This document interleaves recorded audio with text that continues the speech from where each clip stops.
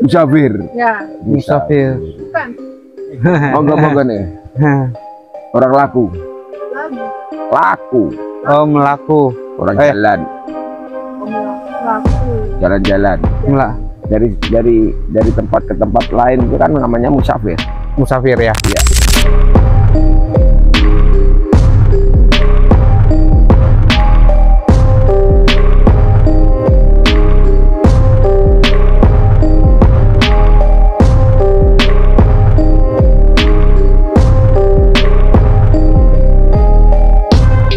Ini tempuran, bukan sendang. Ini namanya kali tempur. Kali tempur. Jadi orang datang ke sini hanya kalau untuk mandi di mana, Pak?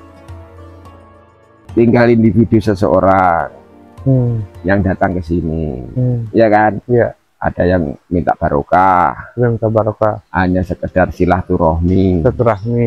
ya kan? Hanya sekedar dolan-dolan refreshing. Ya. Nah, kan gitu. Tapi banyak sekali ya, Pak, penunggu-penunggu tempat ini, Pak. Maksudnya penunggu-penunggu makhluk halusnya gitu, Pak. Kalau penunggu makhluk halus itu kan ya tinggal tergantung individu itu tadi kan. Iya. Ya, karena tempat ini dinamakan Ketonggo. Ketonggo. Ya, kan tetap ada sesuatu kan pasti ada. Iya. Ya kan? Iya. Nah, tinggal tergantung orang itu yang berindigo atau tidak, atau sekedar orang itu hanya sekedar minta barokah. Iya. Nah, kan tinggal benturannya itu. Tinggal orang itu interaktifnya dengan saluran itu kan individu juga. Iya. Dan juga banyak di sini orang-orang yang bahasanya kalau di malam 1 Suro kemarin banyak yang menyucikan diri atau menyucikan jiwanya atau mempertajam dia punya mata batin. Nah, ada orang yang kalau orang dibilang orang laku itu tadi kan, pasti kan dia Suro itu kan sebagai pembersihan. Nah, kalau orang minta barokah dia menguatkan kan gitu. Ya. Jadi kan hukum orang spiritual itu kan Suro itu hukumnya seperti kalau Islam di Lebaran itu kan. Ya. Nah, makanya 1 Suro itu sebagai hari sakral bagi orang-orang spiritual. Iya. Makanya banyak yang mengeluarkan pusaka-pusaka mereka untuk dicuci. Nah, itu benar. Tapi utamanya untuk penyucian diri. Iya. Penyucian diri. Nah, untuk malam 1 Suro kemarin yang katanya yang saya dengar juga dari berita-berita itu banyak yang ke Alas Ketonggo ini untuk banyak sekali yang bertirakat, bersemedi, dan juga dengan bertirakat dan bersemedi ini menyucikan jiwa mereka atau mempertajam mata batin mereka. Nah, kalau mereka yang ada itu kan makanya ada unsur dua. Orang laku itu karena panggilan jiwa. Ada laku itu namanya yang dikatakan perintah guru. Nah, kalau perintah guru kan tetap menjalankan wajib apa yang dilakukan guru kan. Iya. Yang dinamakan puasa itu tadi, tirakat itu tadi, orang yang dikatakan bertapa itu tadi. Ya. Tapi nek orang laku itu kan enggak karena diri kita sendiri kan. Ya. Seperti Mas datang ke sini kan nggak ada perintah. Nggak ada. Nah, berarti kan panggilan jiwa sendiri kan. Panggilan jiwa. Nah, kan gitu. Makanya orang laku itu ada panggilan alam. Ya. Dan ada perintah guru. Iya. Jadi hal-hal mistis ya yang kita untuk dalam bidang supranatural atau spiritual, banyak hal-hal mistis yang terjadi di Alas Ketonggo ini. Banyak. Terutama di area kali ini ya. Kali apa nama tadi? Kali Ketonggo. Kali Tempur. Ya. Jadi hal-hal mistis itu apa, Pak, yang sering didapat? Ya, kalau mistis biasanya orang yang terhimpit ekonomi bisa kembali jaya lagi, bisa terangkat lagi, bisa teratasi lagi. Dan yang paling banyak kan orang itu kan mesti orang laku di sini kan banyaknya jadi supranatural. Nah, kan beda gitu. Spiritual, beda supranatural. Nah, kan gitu. Karena setahu saya spiritual ini hubungan batin kita kepada ilahi, kepada Allah. Sedangkan supranatural ini hanya untuk dunia. Ya, iya kan gitu. Jadi untuk Bapak, apa yang Bapak rasakan selama ada di sini? Ya kalau saya kan Hal-hal spiritual apa yang untuk membangkit kita punya jiwa, Pak? ya kalau saya kan hanya sekedar panggilan hati. Panggilan hati. Ya, contoh ya menjaga kelestarian alam ini supaya seimbang, seperti menata batu itu kan itu seimbang, keseimbangan alam. Nah, bagi mereka yang ada yang datang, dia ingin meningkatkan sebuah powernya, Power ya. iya. Dan terus dia akan meningkat. Kan ada suatu takaran tersendiri-sendiri kan, Ya. dari ini ke ini, dari ini ke ini kan gitu. Seperti Joko Budo yang kemarin datang ke sini, Ya. kan dulu juga laku di sini. Ya. Nah, akhirnya kan jadi paranormal kan gitu. Oh iya iya.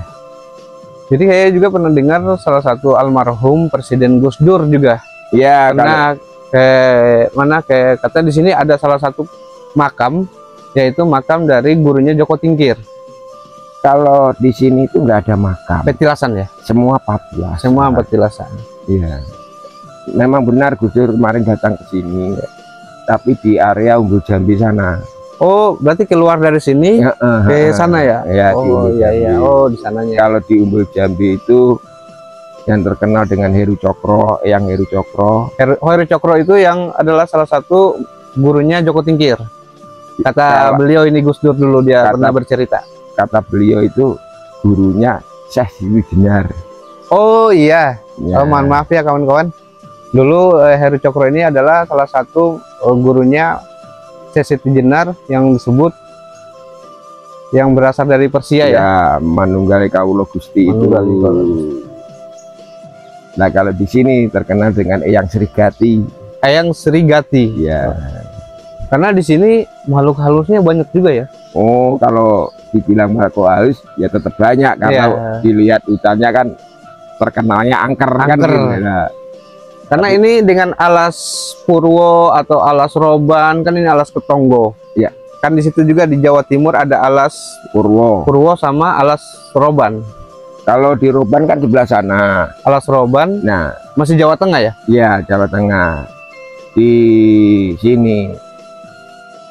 Kalau di Purwo, ini kan 5 besar juga. Ya.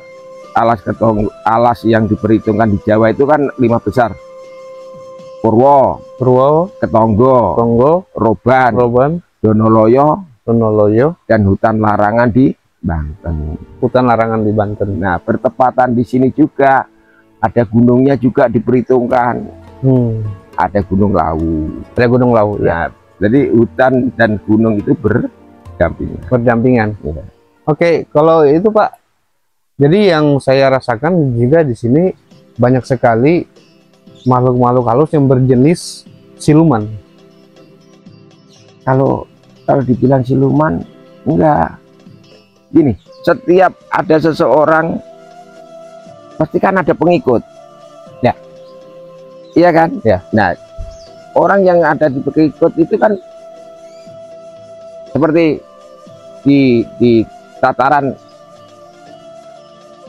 militer aja. Ya, ada kapten kan, ada prajurit. Ya. Nah, yang dikatakan siluman yang mana kan gitu loh. Ya. Ya kan. Jadi, gitu. Yang saya rasakan juga di sini Pak, banyaknya seperti siluman buaya, terus siluman monyet, dan beberapa siluman yang lain gitu. Nah, itu tergantung individu kan. Iya, kalau bagi mereka-mereka yang ada juga ada di takaran itu kan enggak, itu kan sebagai apa? Gini, ini penyeimbang kali ya. Iya, gini, yang datang seperti Mas datang dari takaran yang ini, nggak akan mungkin ditemui takaran yang ini. Ya. Jadi Mas umpama silaturahmi ke sebuah kiai, nggak akan mungkin ditemui santri kan gitu. Ya. Tapi kan yang nemui santri kiainya. Ya. Karena kiai sama kiai kan gitu. Ya. Nah, kadang orang melihatnya di sudut pandang yang kegoiban itu kadang ada tingkatan, ada kelas arwah, ada kelas apa, jadi Jin ya, nah kan gitu, setan, Nah. jin, nah siluman. nah kan gitu. Nah, ini selama Bapak ada di sini, apakah Bapak pernah melihat jenis-jenis makhluk halus yang di sini? Ya tetap wong kita interaktifnya di sini Oh, ya iya, kan. iya, iya. Karena kan kalau di Islam itu ada namanya kasyaf. Iya, Sebutannya kasyaf atau terbukanya hijab-hijab di dalam diri. iya. Atau sebutannya kalau di supranatural itu adalah mata batin. Mm-mm. Bapak ketika berkomunikasi sama mereka itu apa ya yang mereka memberikan sebuah kata-kata kepada Bapak untuk menjaga tempat ini? Ya itu, kalau itu kan wajar. Akhirnya kita punya apa, interaktif tersendiri dengan kaluran itu sendiri. Ya. Nah, seperti Mas datang ke sini, kan nggak semua orang sampai ada yang menemui Mas kan? Ya, ya, Iya kan? ya, Nah, akhirnya kita berdua sharing kan Ya. gitu. ya, Coba kalau kegaiban kan sama dengan kehidupan Nah. manusia. Iya kan? Ya. Kalau Mas ada sebuah benang merah pasti terhubung. Nah, terhubung. Nah, karena di sini juga banyak peristiwa-peristiwa, karena ini kan namanya hutan juga ya. Iya, iya. Jadi setiap namanya hutan, laut, sama gunung itu pasti makhluk-makhluk Allah Subhanahu wa Ta'ala pasti banyak yang tinggal. Iya. Nah, jadi ketika kita datang dengan secara baik-baik, pasti mereka menerima baik-baik. Iya. Tapi ada yang iseng, maaf. Iya. Siluman atau jin-jin atau setan-setan itu yang iseng, Iya. yang hanya karena berbentrokannya suatu energi di dalam diri manusia. Karena Iya. ada energi manusia yang sangat baik, ada energi manusia yang negatif. Tapi tidak lepas dari itu semua, manusia itu energinya semua positif. Gini, Hanya sifat aja yang mengalahkan itu. saya terangkan ya itu kurang ya. baik. Saya terangkan di situ. Nanti biar ini nggak salah kaprah. Di setiap tempat yang ada karomahnya pasti menghidupi sekitarnya. Pasti. Nah, kan gitu kan? Pasti. Dan di tempat itu pasti ada yang dikatakan hitam dan putih. Hitam dan putih. Nah, yin dan yang. Ya. Nah, tinggal tergantung manusia itu datang ke sana itu. Nah, kalau dia tujuan dengan putih, yang ditemui tetap putih. Tetap putih. Tapi kalau yang datang itu menyelewengkan tempat itu, ya tetap ya yang datang hitam. Ya. Makanya ada orang itu kadang banyak sekali yang hanya berhenti di horizontal, bukan ke vertikal. Vertikal. Kan gitu. Ya, hablu, kalau bahasa Islamnya hablu minanasnya ya. Nah, Karena kan kalau kita horizontal hablu minanas, nanti ke horizontal hablu vertikal. minallah. lah kan Ya. gitu. Kan tetap lambang. Kadang orang lambang ini segitiga ini kan kadang disalah kaprahkan untuk menjadi simbol Titanic. Ya kan? Ya. Pasti kan lambang setanik. Sebetulnya orang-orang Jawa semua ornamen apapun pasti dibuat kerucut. Pasti kerucut. Iya kan? Karena apa? Kita tempat itu Allah nah yang maha kuasa. nah makanya kan ini lambang, ini mata rantai yang nggak bisa diputuskan. Ya. Makanya tinggal kita di tempat itu, semakin barokah itu semakin besar, akhirnya menghidupi ya juga wilayah yang sangat luas. Ya. Manusia, buatan manusia, dan tempat yang diduduki manusia itu Ya. sendiri. Ya kan? Ya.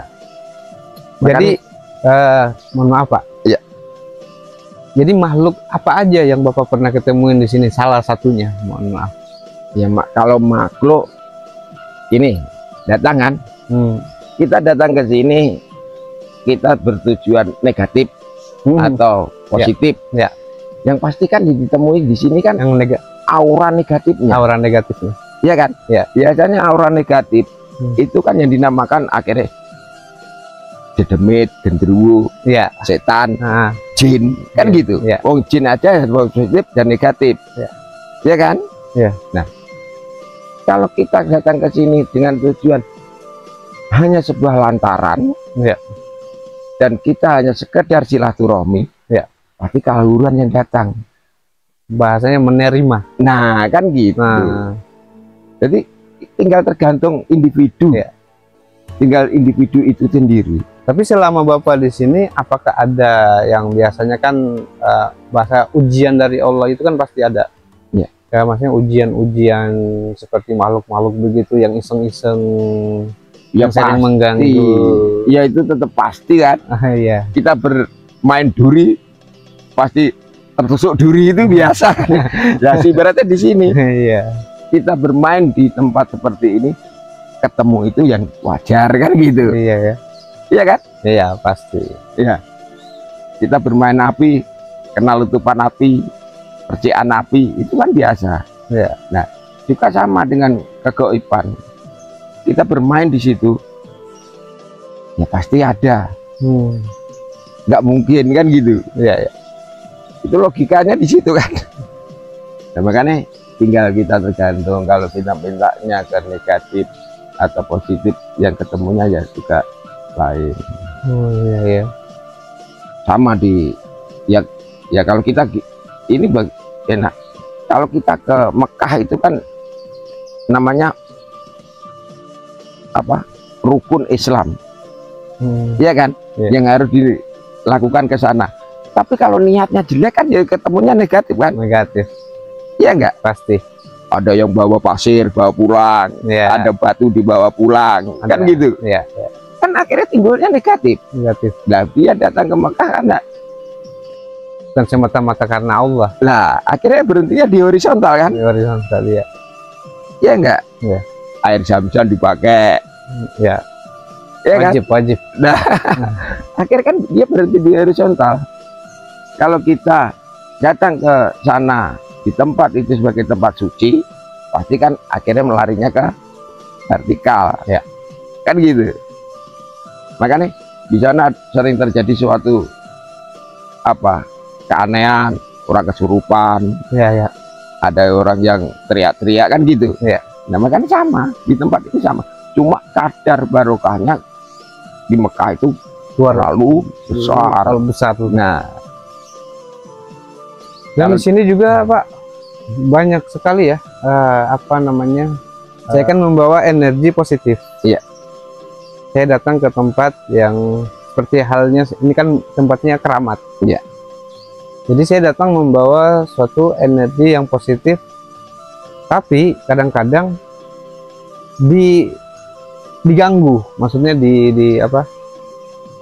Kayak diuji lah. Iya. Karena kita kan datangnya hanya bersilaturahmi, datang baik-baik, kita juga tidak ada niat apa-apa, hanya kita datang ke sini itu tanpa sengaja, pasti kan godaannya banyak. Ya. Tanpa disadari nanti, nah itu hanya untuk menggeret sesuatu hal negatif. Kalau kita terbawa arus, Ya. ya kita masuk arus ke situ. Ya. Kan gitu. Kalau kita tolak dengan ini ya nggak akan bisa. Ya. Ya enggak? Ya. Karena apa? Ini sudah menjadi tameng kita. Amin. Iya. Karena energi positif ini sangat berguna sekali untuk kita ya. Iya. Terutama untuk di dalam hati atau di dalam kolbu. Iya. Karena di dalam kolbu ini karena keyakinan juga saya, banyaknya yang datang ke tempat ini untuk bertirakat bukan hanya untuk dunia.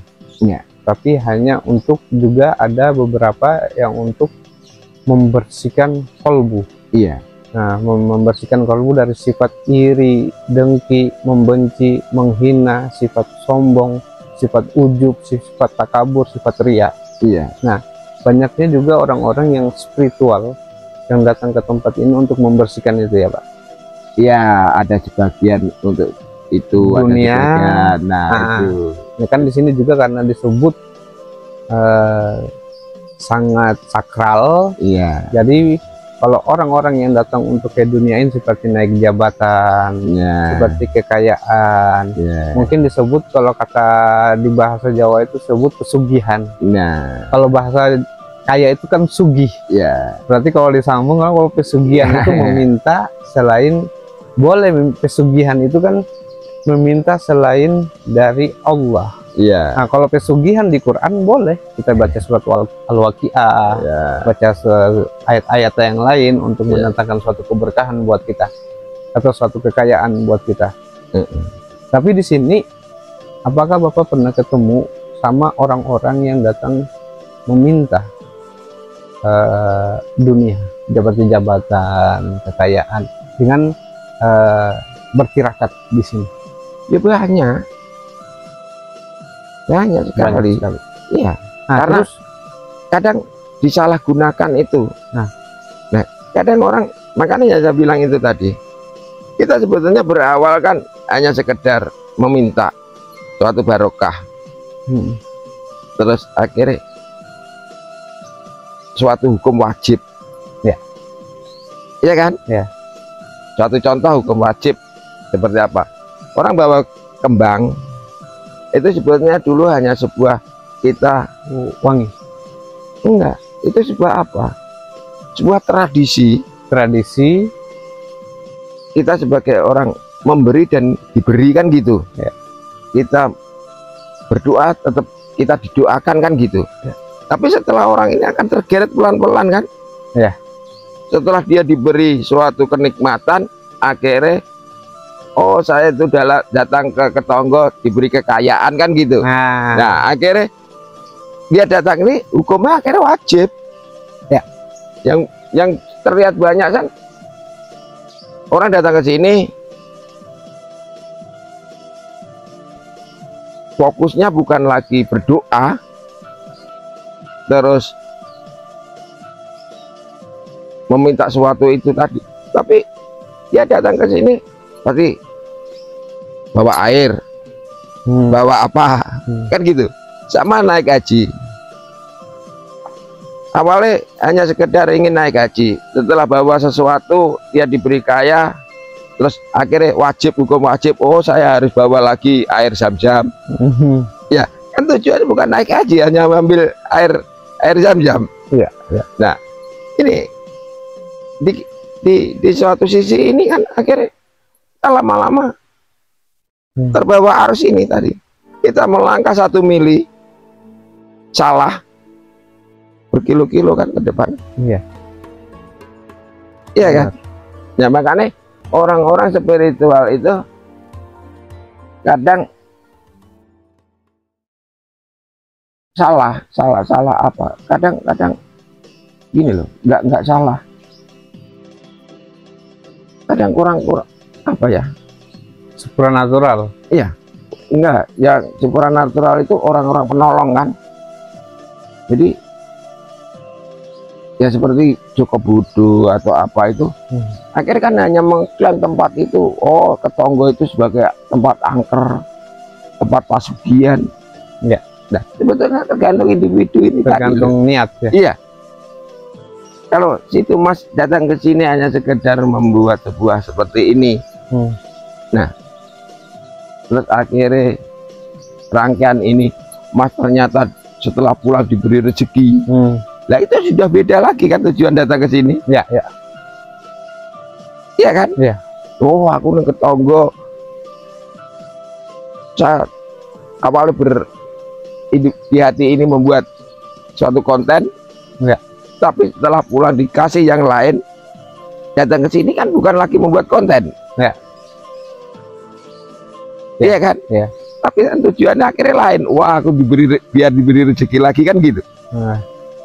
Iya enggak? Nah, ini awalnya berawal di sini. Salah kaprahnya di sini.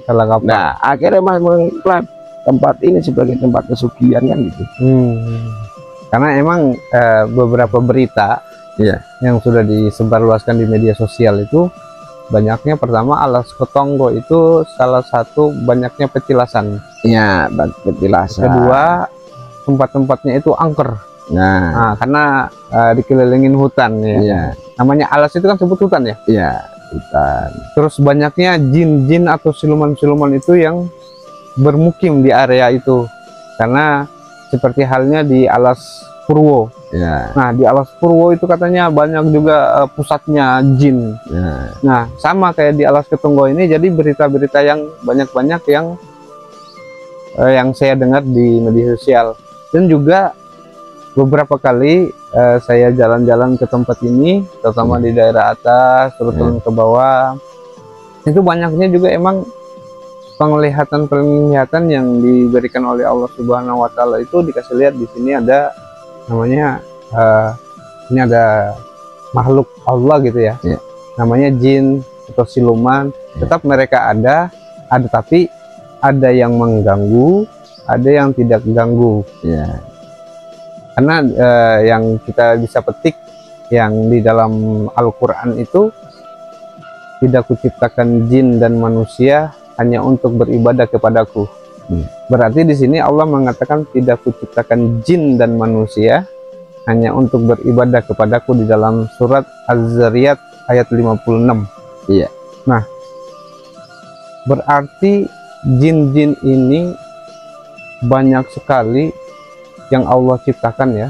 Iya. Terutama penunggunya banyak di area hutan, laut, sama gunung. Dan itu jin-jin yang sangat berilmu, sangat tinggi sekali. Yang dikasih kelebihan sama Allah, sangat tinggi sekali ilmu jin-jin ini. Atau yang dibilang jin-jin tua. iya. Nah, jin-jin tua atau siluman-siluman yang sudah ratusan ribu tahun umurnya. Itu pandangan dari Bapak sendiri gimana? Itu kan logika juga. Kan di setiap sisi ini ada dua sisi yang dinamakan kegoiban. Makanya kan ada bilang akhirnya kan kegoiban. Ya. Jadi kegoiban itu kehidupan yang nggak terlihat kan gitu. Ya. Nah, kegoiban yang gimana? Kegoiban yang kita bilang ciptaannya Allah atau kegoiban yang diberikan yang Allah itu sendiri, kan beda sudah. Ya. Iya kan? Ya. Kalau kegoiban ciptaan Allah, ya berarti kan ada itu yang situ bilang jin, setan. Nah, dari golongan-golongan ini ada tingkatan loh. Ya, ya. Iya kan? Ya. Nah, pengganggu itu kan hanya bagi mereka yang ditugaskan sebagai oleh Allah untuk memang untuk menguji. mengganggu. Nah, manusia kan gitu. Menguji manusia ya. Nah, itu kan sudah ada di Quran. Ya. Iya kan? Ya. Makanya perjalanan ini kan tetap orang tetap diganggu ini hanya sebagai ujian. Iya. Itu pasti Pasti. diganggu. Tapi Bapak di sini selama di sini udah berapa hari, Pak? Udah ada 1 bulan. 1 bulan. Iya. Sebelumnya Bapak namanya siapa? Wowok saya. Oh, Mas Wowo Iya. ya panggilnya. Ya. Wowo. Sangat luar biasa ya energi. Kalau saya ngerasakan ya, energi di sini emang ada yang positif, ada yang negatif. Iya. Nah, dan Bapak sendiri salah satu makhluk yang pernah Bapak temuin apa? Satu aja. Apa ya? Ya wujud dari makhluk ini kan. Iya. Ya pengganggu itu tadi. Iya, yang pengganggu tadi. Iya. Pengganggu. Nah, itu seperti ada siluman buaya, Ya. ada siluman ular, ada Ya. siluman monyet, dan ada apa namanya seperti dayang-dayang, tadi. kakek-kakek. Itu tetap pasti kan gitu. Karena di sini yang bahasa penglihatan dengan rasa ya. Iya. Jadi kalau kita penglihatan dengan rasa pakai kolbu, pakai hati, jadi kita bisa melihat hal-hal seperti jin-jin yang ada di bagian sana itu seperti banyaknya dayang-dayang, terus ada siluman buaya. Tapi Bapak apa yang pernah Bapak ditemuin dengan mereka-mereka ini? Nek bagi saya itu gimana ya? Kalau orang yang ditemui seperti yang Bapak sebut itu tadi, Mas sebut itu tadi kan sudah biasa. Ya. Yang kita cari kan bukan itu. Bukan itu. Benar kan gitu kan? Nah, ngapain kita respon kan gitu? ya. Iya kan? Ya. Ya tetap di suatu tempat yang dinamakan itu wingit, angker, dan apapun itu sebuatan, ya kita tetap ketemunya tetap itu. Tapi yang kita datang ini kita nggak ingin ketemu yang itu. Ya. Nah, ya kan? Ya. Ngapain? Ya. Tapi yang kita tuju kan tetap kaluran. Nah, suatu kaluran ini loh, ini beda, sangat bagus. Ini sangat sulit ya. Iya, Menembus itu sulit iya ya. sulit loh. Iya, karena banyak sekali ujian-ujian yang Allah kasih. Kan gitu. Makanya orang yang dulu dipakai seperti orang bertapa, tirakat, dari pemuka-pemuka masyarakat atau pemimpin-pemimpin bangsa ini, dari raja-raja sebelumnya, kan tujuan ke itu. Ya. Ketemu sebuah yang supaya ketemu kegaiban yang sangat spektakuler kan gitu. Ya. Akhirnya terjadilah penerimaan itu, namanya wahyu, wahyu keajaiban, aromah, namanya karomah kan gitu, ilham. Nah kan gitu. Itu nggak semua orang bisa menembus ke dunia itu. Makanya juga disarankan untuk tirakat kan gitu ya. Tapi kalau interaktif yang ketemu itu kan, kalau dunianya kalau kita ketemu itu kan wajar kalau kita kegoda itu. Iya. Karena dia bertirakat untuk menuju ke Allah itu, jadi tidak segampang apa yang kita pikirkan. Iya. Harus melewatin banyaknya segala macam ujian. Nah kan gitu. Terutama dari hal-hal yang berbau mistik. Ya kan gitu. Ya cuma itu contoh aja. Ini nggak usah jauh-jauh. Siddhartha Gautama ingin mendapat pencerahan, kan harus bertapa dulu. Ya. Iya kan? Ya. Nabi Muhammad ingin menerima wahyu, kan bertapa dulu. Ya. Di Gua Hira. Nah, kan gitu. Ya, harus tirakat. Kan tetap di tempat sakral kan? Sakral. Nah, orang mendapat seperti itu kadang disalahgunakan, salah tanggap. Banyak salah gunanya. Nah, salah sebut kan gitu. Ya. Seorang maestro atau seorang tokoh atau seorang ilmuwan kan gila dulu dengan alam. Ya. Einstein sebelum menemukan gaya gravitasi kan gila dulu. Aneh-aneh dulu. Lah kan gitu. Harus. Gesang membuat Bengawan Solo, lagu yang spektakuler itu kan gila dulu di tepian Bengawan Solo. Ya. Apakah dia bisa lagi menciptakan lagu seindah Bengawan Solo? Nggak akan mungkin. Ya. Iya kan? Seperti Effendi membuat lukisan yang spektakuler, yang termahal itu kan gila dulu, nggak tidur, nggak apa, kan gitu ya. Itu logika. Makanya yang dinamakan itu sebetulnya itulah spiritual. Untuk mencapai takaran yang sangat tinggi itu tadi. Ya. Dan ini nggak akan bisa diulang lagi. Ya. Iya kan? Ya. Sunan Kalijogo gila dulu, duduk di tepian pantai kali. Bertapa. Nah, tirakat. Nah kan gitu. Makanya inilah dia akan menemukan ini. Ya. Akhirnya inilah yang dinamakan spiritual.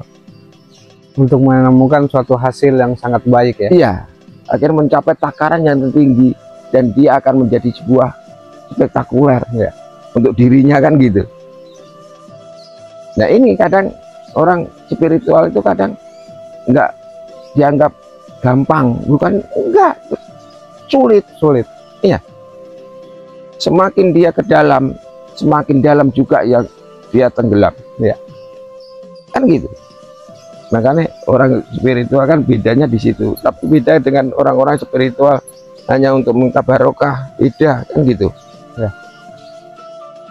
Makanya iya, nah kalau kita bicara, jadi ketemu kegodaan yang ini mematuhi pintu masuk yang dibilang portal kegaiban. Iya, Lah itu kan menemui godaan. pasti.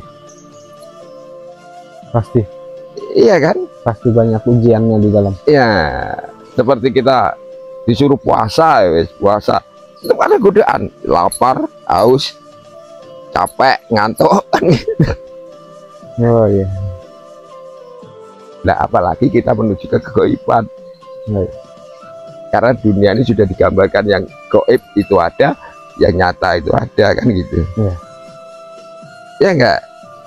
Oke, guys, kita sudah berbincang-bincang sama Bapak Wowo. Luar biasa, banyak sekali pengalaman-pengalaman yang kita dapat. Untuk itu, saya ucapkan banyak terima kasih sama Bapak Wowo. Dan juga banyak-banyak saya ucapkan banyak-banyak untuk terima kasih teman-teman semua yang untuk mengikuti perjalanan kami untuk berziarah ke makam wali-wali Allah. Saya ucapkan Assalamualaikum warahmatullahi wabarakatuh. Waalaikumsalam.